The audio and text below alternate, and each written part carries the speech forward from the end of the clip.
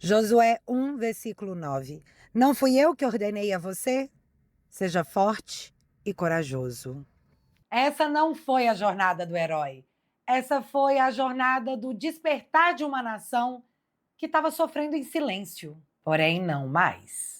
Durante muito tempo, o meu coração tem ficado inquieto diante das coisas que estão acontecendo. Enfim, escândalo atrás de escândalo. O brasileiro tem ficado numa posição de praticamente uma manipulação psicológica, né? Onde nada mais abala a gente.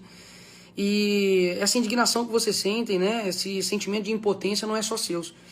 E eu tenho orado para que Deus me desse uma ideia para o que fazer, né? E essa ideia eu vim pensando e hoje chegou o dia. E é por isso que eu decidi caminhar até Brasília para um ato simbólico. Todos os meios de ação eles nos tiraram, jurídicos, legislativos, mas sobrou uma coisa que talvez seja mais importante, sobrou a nossa voz. Então, se Deus me entregou isso, eu vou ser essa voz.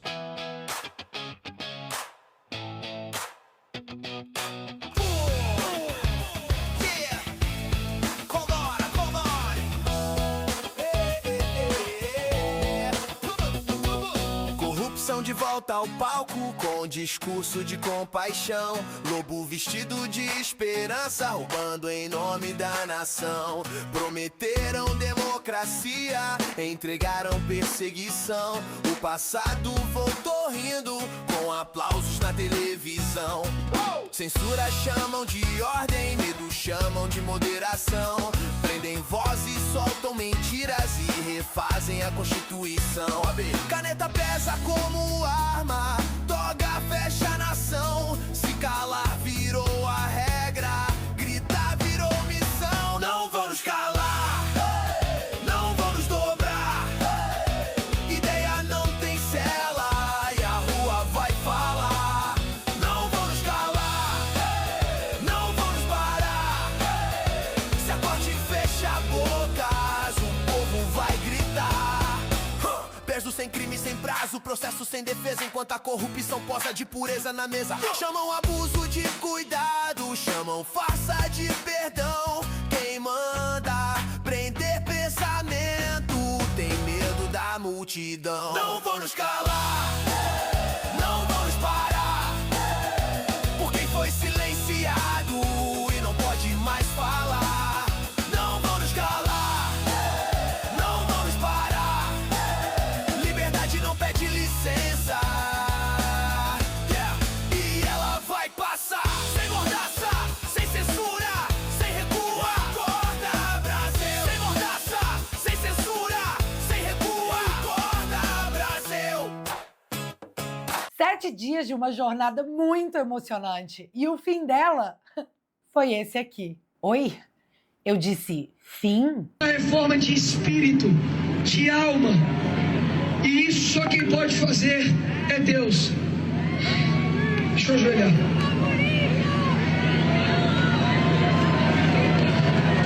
Pode repetir comigo, repete comigo. Diga, Senhor, Tu és Deus dessa nação. E nós pedimos ajuda para o nosso país. Não aguentamos tanta corrupção, maldade aqui no Brasil. Por favor, perdoe os nossos pecados, as nossas falhas, e tenha misericórdia dessa nação. Perdoe os nossos inimigos, mas nos dê força para enfrentar todo aquele contra o bem. Nós te pedimos, acorde os corações que estão dormindo. Nós pedimos, não feche os olhos.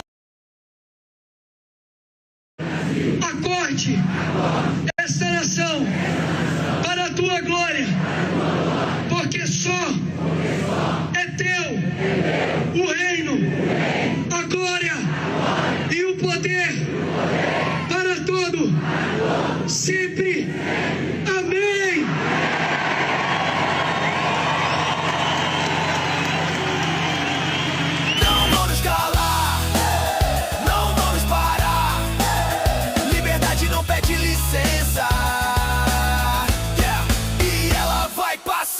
Galera, o Brasil acordou. Mas deixa eu aproveitar tudo que aconteceu essa semana para dizer algumas coisas que eu considero verdadeiras. Não foi uma sensação, não foi exagero, não foi uma paranoia coletiva.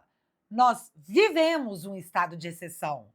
Está nos editoriais dos jornais. Assistimos à instalação de um regime que não precisou de tanques nas ruas porque descobriu algo mais eficiente. O medo administrativo, a caneta, o processo, o silêncio imposto. Nossa geração assistiu à volta da censura. Derrubar matérias de jornais não é mais algo impensável. Essa semana, por exemplo, uma matéria da Folha sobre ligações do Banco Master no Amazonas foi derrubada. Vivemos a época da retirada de vozes em decisões monocráticas sem contraditório ou ampla defesa. Ampla, na verdade, em muitos casos, sem qualquer defesa. Vivemos o aviso não escrito de que certas opiniões, principalmente as dissidentes, não seriam toleradas. E nós aprendemos rápido a apagar posts, a temer a crítica, porque se ela era destinada aos políticos e poderosos, se tornavam ataques. Aprendemos a ter medo de opinar, porque o Estado passou a te observar. E quando o Estado observa com poder absoluto, o cidadão se encolhe. Assistimos, quase sem respirar, a prisão de milhares de pessoas inocentes. E, pelo amor de Deus, o diretor da Polícia Federal, indicado pelo Lula, queria chamar o Guinness Book para registrar as prisões em massa como se fosse um grande feito. Vimos o presidente Jair Bolsonaro ser tratado não como adversário político, mas como um inimigo a ser neutralizado. E talvez, para alguns, ele de fato fosse um inimigo. Isso é bem claro, Alexandre Moraes. A minha esposa não tem escritório de advocacia. Mostre a verdade. Você está ajudando a enterrar o Brasil por questão pessoal. Não sei o qual, mas é pessoal. Vimos o general Braga Neto cair sob o peso de acusações que dispensavam defesa pública um ano antes da sua condenação. Vimos o almirante Garnier, um homem honrado, ser empurrado para fora do debate, para fora da história, para fora da palavra. E hoje ninguém mais fala deles. Nem uma notinha de repúdio. Felipe Martins anexou recentemente provas obtidas pela Microsoft de que seu último login no LinkedIn foi em 2024. Mas o PGR, que arquivou o pedido de investigação contra o Toffoli, disse que o Felipe não cumpre decisões judiciais e deve permanecer preso. O ônus da prova foi simplesmente invertido no Brasil. Agora o Estado te acusa e você que se vire para provar que é inocente. Isso se o Estado aceitar as suas provas. E vale lembrar, porque não custa, essa é a mesma justiça que manteve o Felipe preso por 6 meses por uma viagem que ele não fez. A mensagem que o regime quis passar era bem clara. Ninguém está fora do alcance. E para mim, o processo do 8 de janeiro não foi nem de longe justiça. Foi tentativa de exemplo. Mas também foi assim que uma nação inteira aprendeu a se calar. Até que alguém decidiu caminhar. A caminhada do Nicolas Ferreira não foi um ato simbólico. Foi um rompimento. Rompimento com a paralisia, rompimento com o silêncio imposto, rompimento com a ideia de que aceitar tudo calado era o único caminho possível. Por 7 dias assistimos pessoas andando juntas, em paz, fazendo algo que parecia simples, mas que havia se tornado perigoso até pouco tempo atrás. Existir publicamente. Foi então que, para mim, tudo ficou evidente. O regime precisava do nosso silêncio para avançar, para se sustentar. Mas, a partir dessa caminhada, o silêncio começou a falhar. Aquela caminhada não apagou o regime que vivemos, mas revelou muita coisa. Revelou que o poder absoluto só funciona enquanto o povo acredita estar sozinho. Revelou que a censura só vence quando permitimos que ela vire hábito. Revelou que o medo, quando nomeado, começa a perder força. E aí não é mais o povo que começa a sentir medo. Entramos agora em ano eleitoral e isso não é só um detalhe. É talvez a última chance institucional de corrigir o rumo, de reconstruir freios, de devolver limites, de impedir que o arbítrio vire a regra definitiva. E não queremos ser os novos donos do país, como disse em Carmen Lúcia.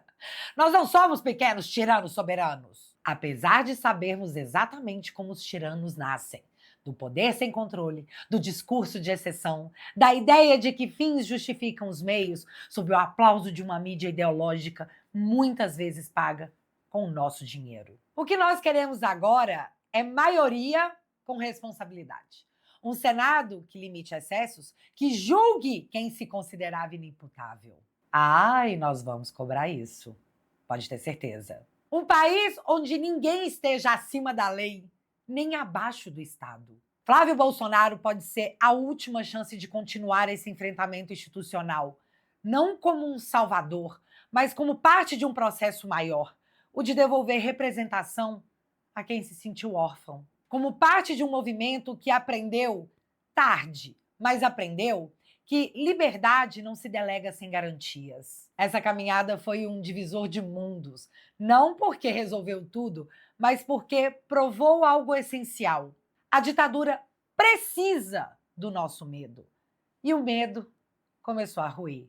Obrigada por isso, viu, Nicolas? Nós sabemos o que nós vivemos nos últimos anos e por isso sabemos o que não aceitaremos mais. A esperança que nasce depois dessa opressão toda não é ingênua, ela é extremamente poderosa porque é uma esperança consciente. E, meu amigo, o cenário da minha esperança hoje é outro.